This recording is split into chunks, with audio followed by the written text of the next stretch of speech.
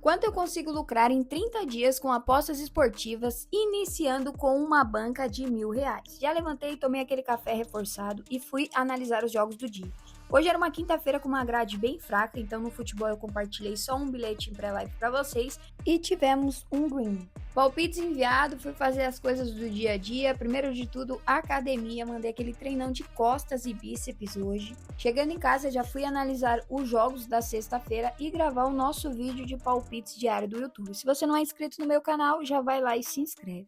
Vídeo do YouTube no ar, já fui assistir os jogos da parte da tarde para acompanhar os nossos bilhetes que estavam em aberto. Também comecei a analisar a NBA, tinha grade cheia, compartilhei uma entradinha com vocês na NBA e foi mais um win.